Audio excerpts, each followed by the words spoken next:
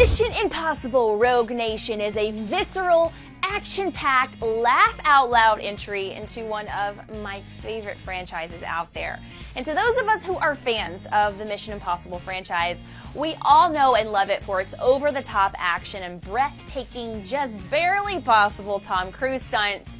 And in a summer blockbuster season with lots of decent popcorn flicks to choose from, I am happy to say that Rogue Nation stands far apart from the rest of the summer's action flicks. We saw at the end of Ghost Protocol that Ethan Hunt is tasked with hunting down the Syndicate, the network of immoral and deadly ex-secret agents. Now the CIA is skeptical, though, about Ethan Hunt's decision-making. Is he really making smart IMF decisions for the greater good?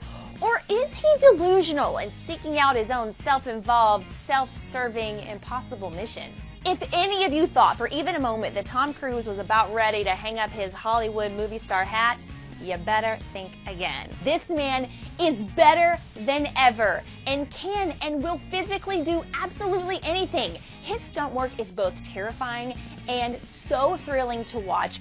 And you're not living on planet Earth if you haven't seen the billboards or heard the story of Tom Cruise hanging from the side of that jet 50,000 feet in the air. Wait, he shot that 8 times? And while I was convinced going in that the movie had given away its biggest moment showing us this ahead of time, I was wrong. It happens sometimes. There are a ton of anxiety-filled, are you freaking kidding me, jam-packed action sequences that inspired, surprisingly, the stuffy, press-filled audience I was sitting in to erupt with applause more than once. Christopher McQuarrie, I was specifically clapping for you, my friend, and not only for giving us a great action movie, but also for incorporating some of those classic spy sequences that fans of this genre love. Don't even get me started on those chase scenes. I cannot with that. Let's just say nobody was texting and driving. Now, there is a lot of humor built into these high-stakes action sequences, and the film has a lot of moments where it kind of makes fun of itself, which I always love. The cast was also jam-packed too. Alec Baldwin was a great addition to the franchise, adding in his signature smugness in all the right places. And surprisingly, some of my favorite moments in the movie came by way of his performance. I was just waiting for him to turn to the camera and ask me some invasive question like what was in my wallet. Simon Pegg has a lot of screen time too, doing a great job as always playing the computer hacker Benji.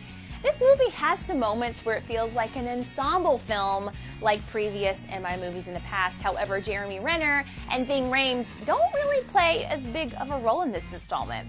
That was a bit surprising considering all those rumors out there that Jeremy Renner's William could potentially take over the franchise after Cruise leaves. This new agent Ilsa, played by Rebecca Ferguson, is pretty badass herself and adds not only to the much needed sex appeal in this movie, but she also gives the guys a run for their money in the action department. There's no barefooted woman in this kitchen. But one of the biggest complaints that I have about this movie is about the antagonists. First of all, there isn't much development about why the Syndicate network is so deadly and why Hunt is willing to just risk it all to bring them down. Secondly, the main baddie in the film, played by Sean Harris, he kind of feels like a cardboard cutout caricature of what a villain should be. And as a side note, it's really hard to find any man threatening when he's sporting a black turtleneck, guys. Felt like my middle school theater teacher was coming for me again for not knowing my lines. Now, I would be lying if I said that Rogue Nation is some fresh, new take on the franchise with a plot and story you've never seen before. There is a formula here that you have to expect going into this, and if you're a fan of this action, adventure, espionage, thriller genre, you're really going to love this movie. While the two franchises are unique in their own way, Mission Impossible, for me, is tied with Mad Max Fury Road as the best action movie of the summer.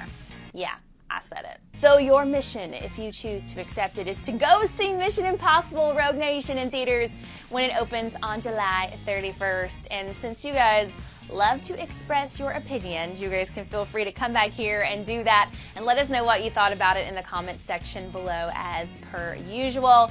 And for a roundup of the most badass movie moments ever, yeah, I said ever, click in this box right there for that. I'm Erin Robinson for Clever Movies, and I'll see you next time.